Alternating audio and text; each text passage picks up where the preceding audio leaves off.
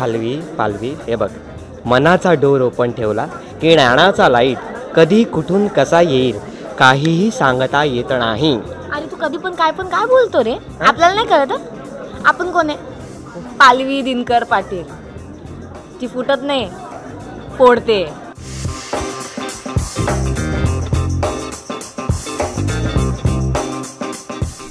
नमस्कार, मी प्रेरणा. तुम्ही बघताय लेट्स अप मराठी. आपल्यासोबत आहे टाइमपास 3 या चित्रपटाच्या निमित्ताने दगडू आणि पालवी. म्हणजे मागे दगडू काय ते नावात परब आणि प्रेमात अरब. आणि पालवीचं काय? जी फुटत नाही, फोडते. आणि फ नाही फ. धमाल आहे. आम्ही ट्रेलर पाहिलं, गाणी धमाल वाटतात. तुम्हाला काय काय रिस्पॉन्स मिळाला जेव्हापासून गाणी एक एक आउट होत आहेत? खूप धमाल यार. मला साई तुझं लेकरू आउट झालं आहे, लवेबल आउट झालं आहे आणि आता काही बरीच गाणी आउट झालेली आहेत. सो त्याच्यामुळे त्याला प्रत्येक गाण्याला वेगवेगळा रिस्पॉन्स मिळतो. म्हणजे एक लवेबल सॉन्ग होतं, त्याला प्रेम रिस्पॉन्स होते. म्हणजे काही मुलींचे मेसेजेस आले, म्हणजे गोड वाटतंय, छान वाटतंय, मस्त वाटतंय, मी का छान दिसतोय, ऋता छान दिसते. म्हणजे मुलीही ऋताला छान म्हणत होत्या.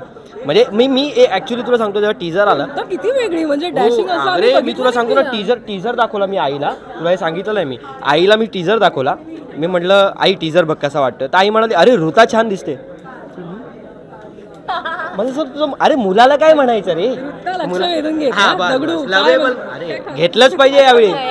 नया आहे व घेतलंच पाहिजे ॲक्च्युली. कारण लवेबलमध्ये जर ऋताने लक्षाने वेधून घेतलं तर मजा काय. पण मला असं वाटतं की तिचं जे कॅरेक्टर आहे पालवीचं ते खूप डिफिकल्ट आहे तिच्यासाठी करणं. आणि म्हणजे नवीन नया आहे व असं म्हणतोय आपण, पण सगळ्यात जास्त भाव खाऊन ही गेलेली आहे फिल्ममध्ये. सो त्याच्यामुळे नया आहे व असं राहिलेलं नाही आहे आता. सो मजा आहे, मस्ती आहे. आणि परत एकदा मला असं वाटतं की गँग बघायला दगडूची, किंवा दगडूचे बाबा बघायला, दगडूचं साईबाबांबरोबर रिलेशन बघायला, दगडूचं पालवीबरोबर एक रिलेशन हळूहळू लोकांना कळत जाईल कसं आहे. आणि ती म्हणजे तिची पण आई नाही आहे आणि दगडूची आई नाही आहे. सो त्याच्यामुळे त्याचं एक कनेक्शन आहे, तर ते त्याच्यामुळे सुरू होतं. आणि ते सुरू झाल्यानंतर काय काय होतं सिनेमात ते तुम्हाला बघायला मिळेल.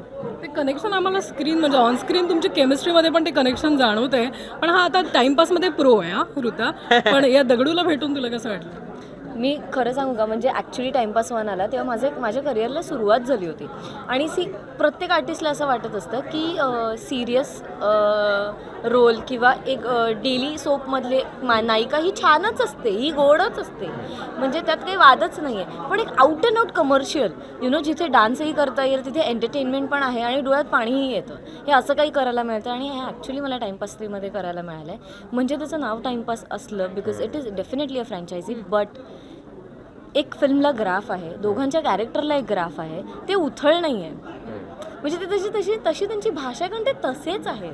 पण तुम्हाला तो ग्राफ डेफिनेटली बघायला आवडेल ह्याची मी गॅरंटी देते. आणि त्यासाठी थिएटरमध्येच जा प्लीज. प्रेक्षकांची उत्कंठा तुम्ही वाढवली आहे सगळे गाणी आणि या सगळ्या गोष्टीने, त्यामुळे बघतीलच प्रेक्षक. पण शेवटचा प्रश्न नेहमी एक सांगणार आहे तुम्हाला रिक्वेस्ट, की तुमचा जो अंदाज आहे ना या चित्रपटातला, म्हणजे ऋता तुझी पालवीचं जी कॅरेक्टर आहे, तर एक आम्हाला डायलॉग दोघांचा एकत्र सेक्शन दोघांचा. अरे बापरे. हां, तू एक काम कर, मी तो डायलॉग घेतो, मनाचा डोर ओपन ठेवला की ज्ञानाचा लाईट कधी. हां, त्याच्यानंतर ते घे, आपण पालवी असं बोलू नको रे, आपण पालवी देईन. हां, पालवी पालवी हे बघ, मनाचा डोर ओपन ठेवला की ज्ञानाचा लाईट कधी कुठून कसा येईल काहीही सांगता येत नाही. आणि तू कधी पण काय बोलतो रे, आपल्याला नाही कळत.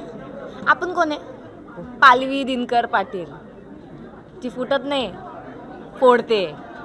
फोडणार आहे मला. छान वाटलं भेटून आणि खूप खूप शुभेच्छा तुम्हाला. Thank you so much.